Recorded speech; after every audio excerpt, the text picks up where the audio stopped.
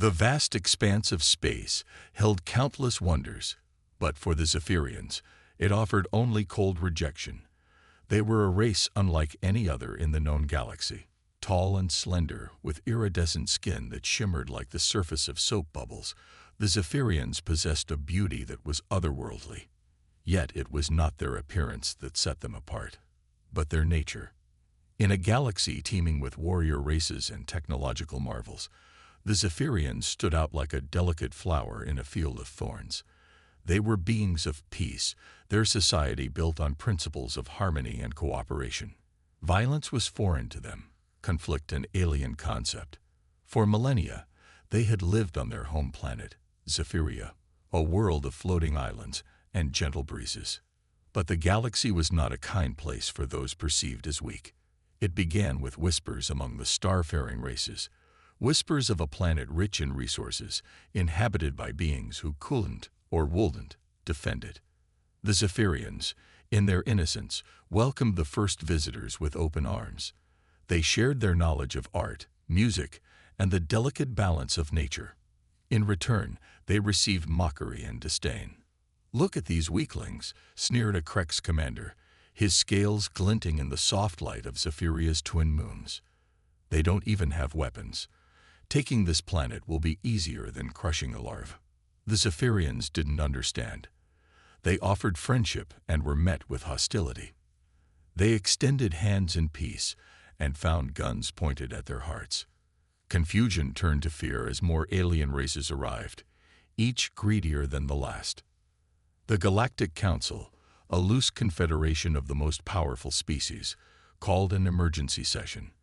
The Zephyrians sent representatives, hoping to find understanding. Instead, they found judgment. "The galaxy has no place for the weak," declared the Vorax ambassador, his tentacles writhing with barely contained disgust. "Resources are limited. Only the strong deserve to thrive."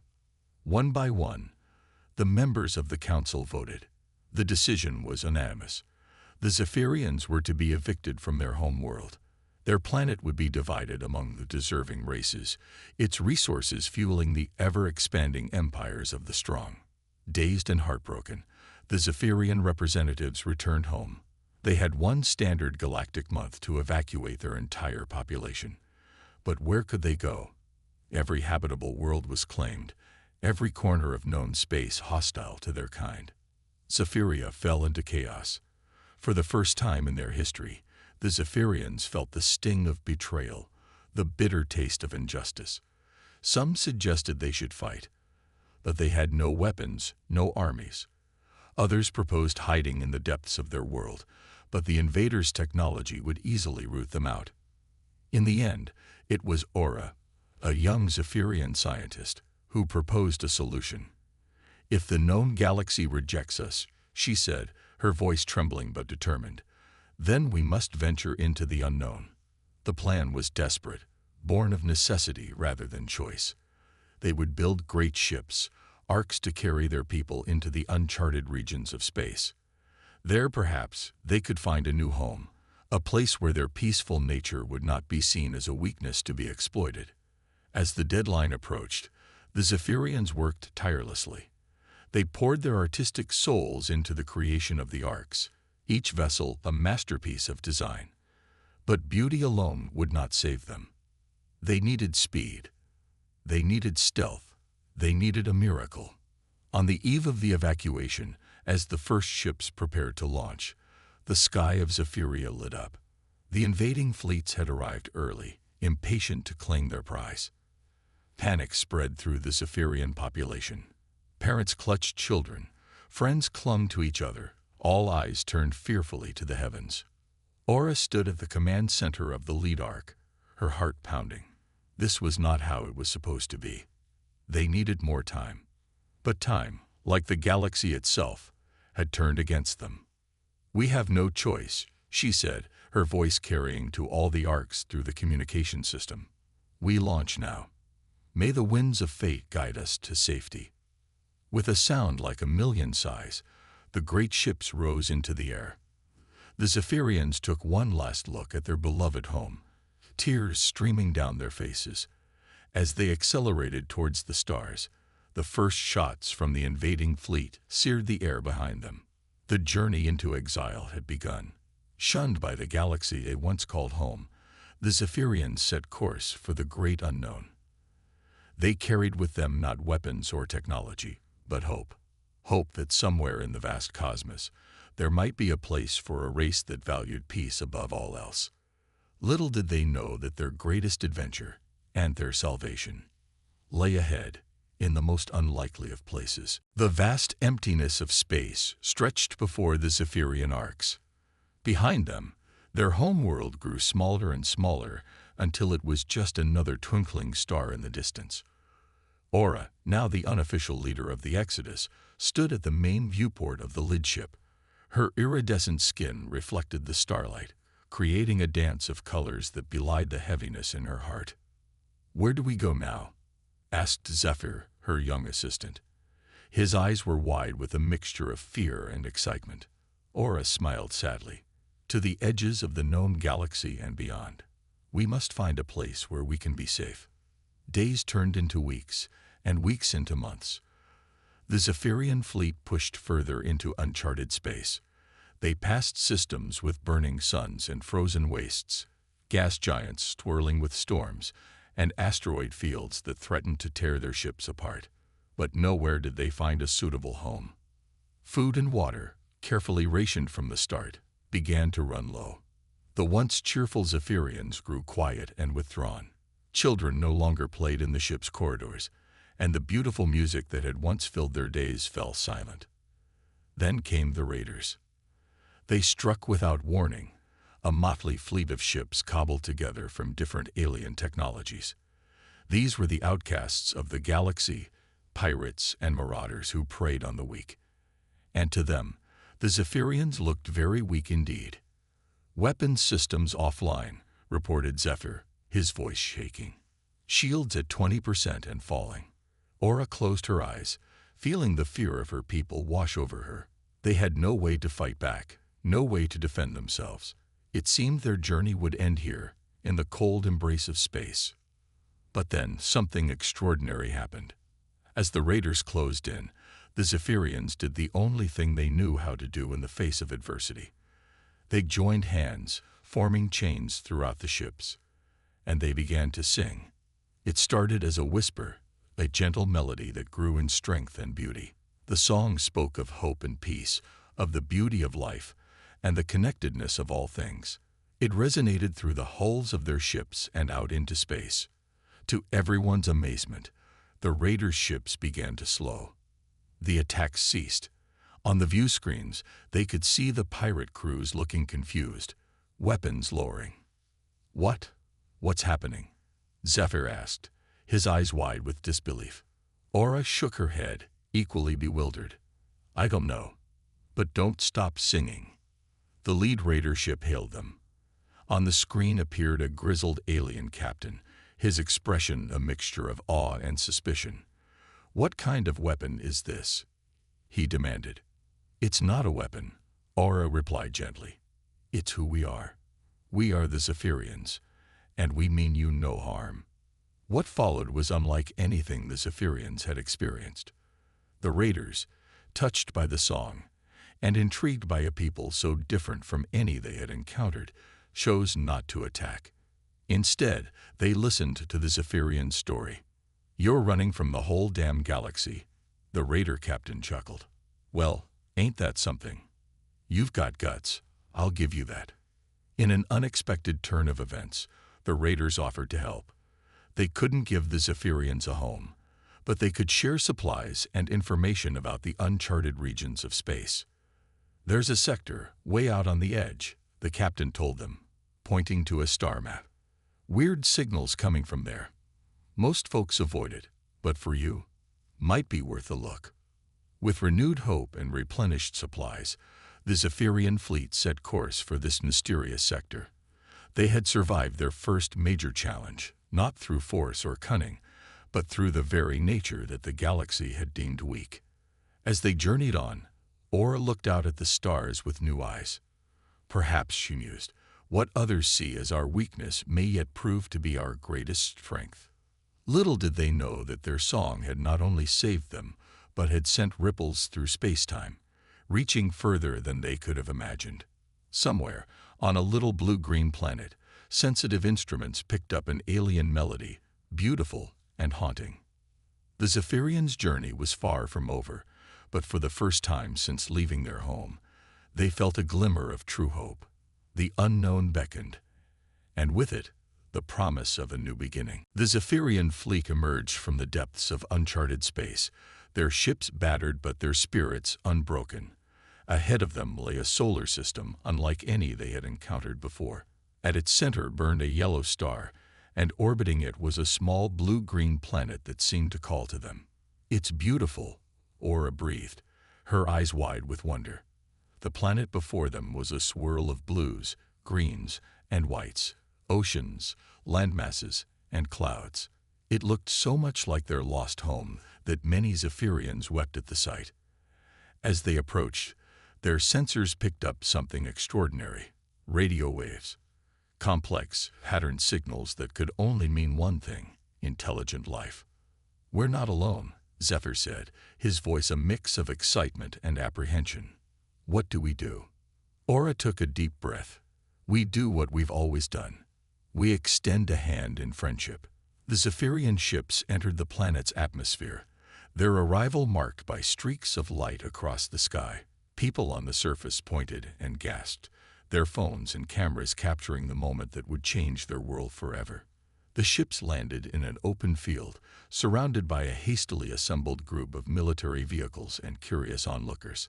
Tensions were high as the door of the lead ship slowly opened. Aura stepped out, her iridescent skin shimmering in the sunlight. Behind her, other Zephyrians emerged, their eyes wide with a mixture of fear and hope. A human stepped forward from the crowd. He wore a suit and carried himself with authority. "I am David Chen, representative of the United Nations," he said, his voice shaking slightly. "On behalf of humanity, I welcome you to Earth." Aura bowed gracefully. "I am Aura of the Zephyrians. We come in peace, seeking refuge." What followed was a whirlwind of activity. News of the alien arrival spread across the globe like wildfire. Social media exploded with theories and reactions. Governments convened emergency meetings. Scientists clamored for a chance to study the visitors. But amidst the chaos, something beautiful began to happen. The Zephyrians, true to their nature, responded to all curiosity and fear with kindness and openness. They shared their story, their music, and their gentle philosophy with anyone who would listen. Children were particularly drawn to the aliens. The Zephyrians' shimmering skin and kind eyes seemed magical to them. In parks and schoolyards, human children and young Zephyrians began to play together, their laughter bridging the gap between worlds. Not everyone was welcoming, of course. Some humans feared the aliens, seeing them as a threat to their way of life. Protests erupted in some cities, with signs declaring "Earth for humans" and "Send them back." But for every voice of fear, there seemed to be two of acceptance. Artists created works inspired by the Zephyrians. Musicians collaborated with them, creating hauntingly beautiful hybrid melodies. Scientists marveled at their advanced understanding of ecology and harmony. As weeks passed, the initial shock gave way to a growing sense of wonder and possibility. The Zephyrians' peaceful nature and unique abilities began to have a subtle but profound effect on human society. Crime rates in areas near Zephyrian settlements mysteriously dropped. People reported feeling calmer and more connected to each other. It was as if the aliens' very presence was a balm for the wounds of a troubled world. One evening, as the sun set over their new home, Aura stood with David Chen, watching human and Zephyrian children play together. "I never imagined this," David said, shaking his head in amazement. "When we saw your ships, we feared the worst. But you've brought us something we didn't even know we needed." Aura smiled, her skin reflecting the golden light of sunset. "And you've given us something we thought we'd lost forever, a place to belong." As night fell, a new sound filled the air. It was a song, started by the Zephyrians but soon joined by human voices. It spoke of two peoples, different yet alike. finding each other across the vast emptiness of space. The song rose into the night sky, a testament to the unexpected friendship between Earth and its new inhabitants. But little did they know, this harmony would soon face its greatest test, as the eyes of the galaxy turned towards the little blue planet and its alien refugees. As weeks turned into months, the initial wonder of the Zephyrians' arrival gave way to the complex reality of two species learning to coexist. The United Nations had granted the aliens temporary sanctuary, but the future remained uncertain. In New York City, a special UN Council convened to discuss the Zephyrian situation. Representatives from around the world gathered, their faces grave with the weight of the decision before them. "We cannot ignore the benefits the Zephyrians bring," said the representative from Japan. "Crime rates are down, and their environmental technology could solve our climate crisis." The U.S. representative frowned. "But at what cost? We've already seen protests. People are scared. What if they bring their enemies to our doorstep?" Outside the UN building, two groups faced each other across a police barricade. On one side, protesters held signs reading "Earth for Humans" and "Protect Our Jobs." On the other, supporters waved banners declaring "Welcome Zephyrians" and "Unity in Diversity." Aura watched the scene from a nearby window, her shimmering skin dulled with worry. Beside her, Zephyr fidgeted nervously. "Perhaps we should leave," Zephyr said softly. "Find another world. We're causing so much trouble." Aura shook her head. "No, we must prove our worth. Show them we're not a burden, but an asset." Across the globe, Zephyrians were doing just that. In a drought-stricken village in Africa, a group of aliens used their unique connection to nature to locate underground water sources, bringing life-giving wells to parched earth. In a busy hospital in London, a Zephyrian healer worked alongside human doctors.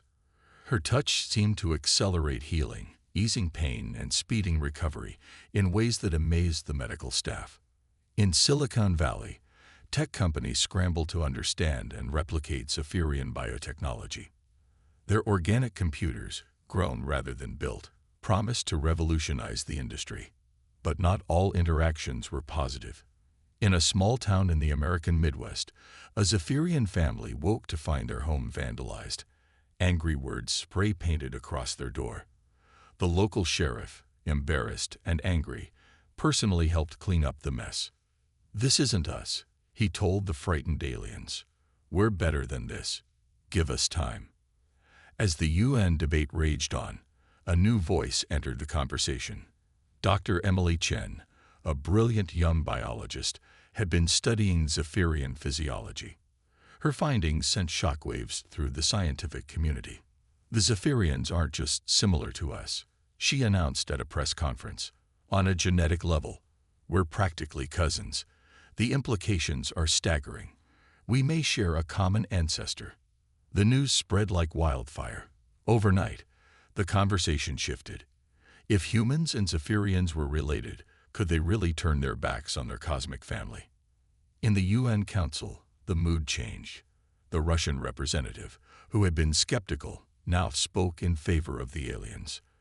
"We cannot abandon our own," he said firmly. But just as it seemed a decision was near, a new crisis erupted. Global defense systems detected multiple objects entering the solar system at high speed. The objects were massive, and they were heading straight for Earth. Panic gripped the planet. Military forces went on high alert. In the chaos, all eyes turned to the Zephyrians, and they led their enemies to Earth after all. Aura stood before the UN Council, her voice steady despite the fear in her eyes. "We don't know who they are," she said, "but whatever comes, we stand with humanity. This is our home now too, and we will defend it." As the unknown ships drew closer, humans and Zephyrians found themselves standing together, facing an uncertain future. The fragile alliance was about to face its greatest test. In homes and shelters around the world, a curious thing happened. Humans and Zephyrians, drawn together by fear and hope, began to sing. The melody, born of two worlds, rose into the night sky, a defiant harmony in the face of approaching danger. The sky above Earth crackled with energy as the unknown ships entered the atmosphere. Their massive forms cast long shadows over cities and countryside alike. Humans and Zephyrians watched with bated breath, united in their fear and determination. As the lead ship descended towards the United Nations building in New York, a familiar and dreaded insignia became visible on its hull. Aura's heart sank. "It's the Galactic Council," she whispered to David Chen, who stood beside her. A beam of light shot down from the ship, and a group of aliens materialized on the ground. They were a motley crew of different species, each more intimidating than the last. At their head was a towering reptilian being, the Vorax ambassador, who had cast the first vote to exile the Zephyrians. "People of Earth," the Vorax's voice boomed, amplified by some unseen technology. "You harbor fugitives. The weaklings you call Zephyrians were judged unworthy by the Galactic Council.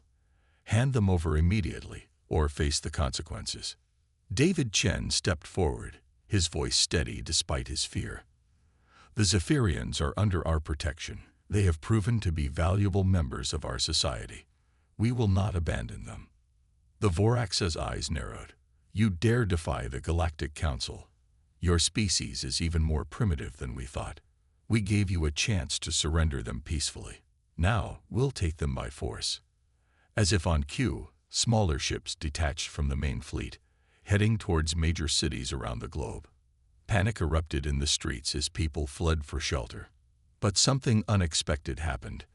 As the invasion began, Zephyrians all over the world stepped forward. They formed circles, joining hands, and began to sing. The melody was hauntingly beautiful, filled with a power that seemed to ripple through the air. To everyone's amazement, the attacking ships began to falter. Some veered off course, while others simply stopped in midair. The Vorax ambassador's confident demeanor cracked as reports flooded in of malfunctioning weapons and confused crews. "What is this trickery?"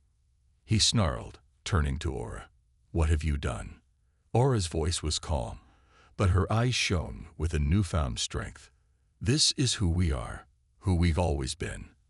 Our song is not a weapon, but a reminder of the harmony that connects all living things, even you." As the Zephyrian song grew stronger, joined now by human voices, a change came over the invading forces. Soldiers lowered their weapons, looking confused and conflicted. Some even began to hum along. The Vorax ambassador struggled against the effect, but even he couldn't entirely resist. His aggressive stance softened, and for a moment, a look of wonder crossed his face.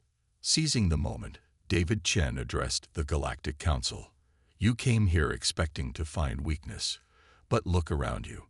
Humans and Zephyrians standing together, turning away your invasion not with weapons, but with unity and compassion. Is this not strength?"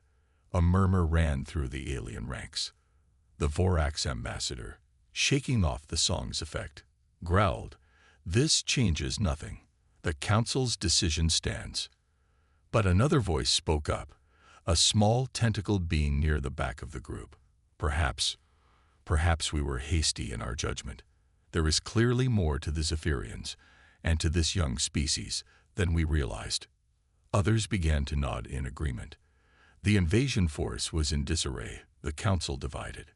Sensing the shift, Aura stepped forward. "We invite the Galactic Council to stay, to observe, to understand. Judge us not by your standards of strength, but by the harmony we create, the bonds we forge, the peace we maintain."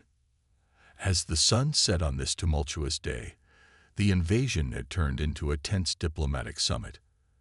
The fate of Earth and the Zephyrians hung in the balance, but for the first time there was hope.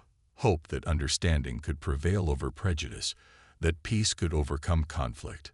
The Zephyrian song faded, but its echo remained, a reminder of the power of unity in the face of overwhelming odds.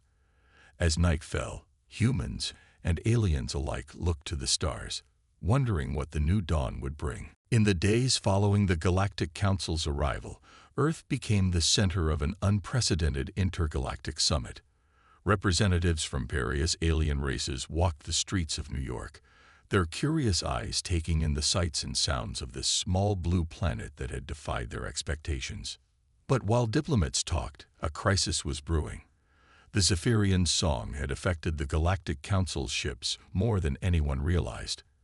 As they orbited Earth, the massive vessels began to malfunction, their systems failing one by one. Aura stood in a hastily assembled control room, her iridescent skin pale with worry. "The ships are falling," she said, her voice barely a whisper. "If they crash, the destruction will be catastrophic." David Chen, bags under his eyes from sleepless nights, nodded grimly. "Our missiles might be able to destroy them before impact, but the debris would still cause massive damage." The Vorax ambassador, his earlier arrogance replaced by genuine fear, growled, "Do something, Earthlings.